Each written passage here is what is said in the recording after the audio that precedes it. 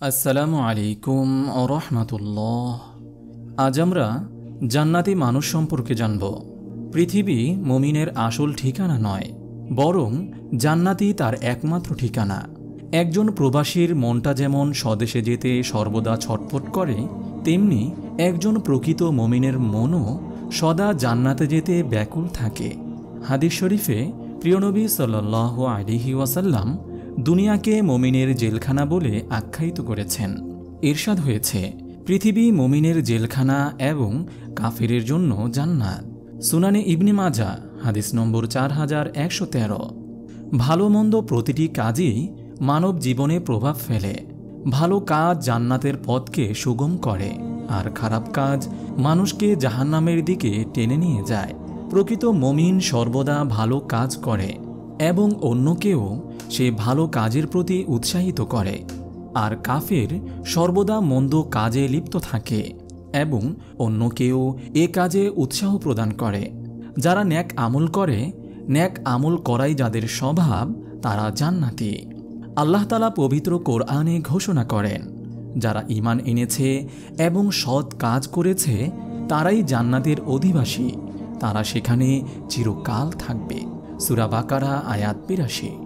অন্যত্র এরশাদ হয়েছে, যারা ভালো কাজ করেছে তাদের জন্য রয়েছে কল্যাণ এবং তার চেয়েও বেশি। সেদিন তাদের চেহারাকে স্পর্শ করবে না মলিনতা কিংবা অপমান। তারাই হবে জান্নাতের অধিবাসী, তারা সেখানে থাকবে চিরকাল। কিন্তু যারা মন্দ কাজ করেছে তাদের মন্দের প্রতিফল মন্দের মতোই হবে।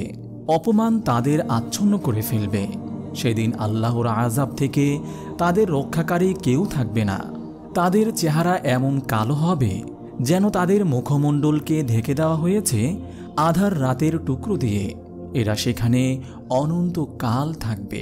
সূরা ইউনুস আয়াত ২৬-২৭।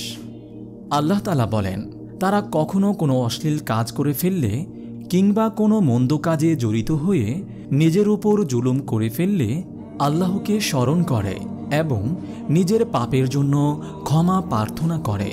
আল্লাহ ছাড়া আর কে পাপ ক্ষমা করবে?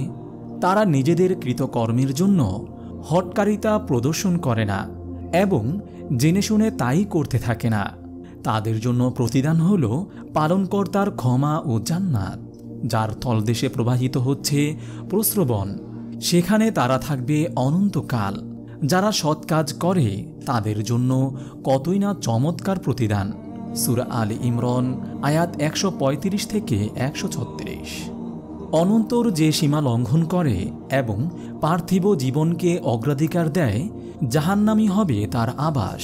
পক্ষান্তরে যে তার রবের সামনে উপস্থিত হওয়ার ভয় করে এবং কুপ্রবৃত্তি থেকে নিজেকে বিরত রাখে, জান্নাতি হবে তার ঠিকানা। সূরা নাজিয়াত আয়াত ৩৭-৪০। হাদিসে পাকে এসেছে, ৩ শ্রেণীর মানুষ জান্নাতি। তারা হলেন রাষ্ট্রের কর্ণধার, ন্যায়পরায়ণ, সত্যবাদী এবং ন্যাক কাজের সুযোগ লাভে ধন্য লোক, দয়ালু, আত্মীয় স্বজন ও মুসলিম সম্প্রদায়ের প্রতি কোমলচিত্ত লোক, পূত পবিত্র চরিত্রের অধিকারী, ভিখারি নয় এবং সন্তানাদি সম্পন্ন লোক। আর ৫ ধরনের মানুষ জাহান্নামী। তারা হল, নম্বর ১, এমন দুর্বল মানুষ, না তারা পরিবার পরিজন চায় না ধন সম্পদ। নম্বর ২, এমন খেয়ানতকারী যে সাধারণ বিষয়েও খেয়ানত করে, যার লোভ লালসা কারো অজানা নয়। নম্বর ৩, যে ব্যক্তি তোমার পরিবার পরিজন এবং ধন সম্পদের ব্যাপারে তোমার সঙ্গে সকাল সন্ধ্যা প্রতারণা করে। নম্বর ৪, কৃপণ। নম্বর ৫, মিথ্যাবাদী। মহান আল্লাহ তাআলা আমাদের সবাইকে জাহান্নাম থেকে হেফাজত করে জান্নাতি মানুষ হিসেবে কবুল করুন, আমিন। আপনি যদি এরকম ভিডিও আরও পেতে চান তাহলে এই চ্যানেলটি সাবস্ক্রাইব করে পাশে রাখা বেল আইকনটি অন করে দিন।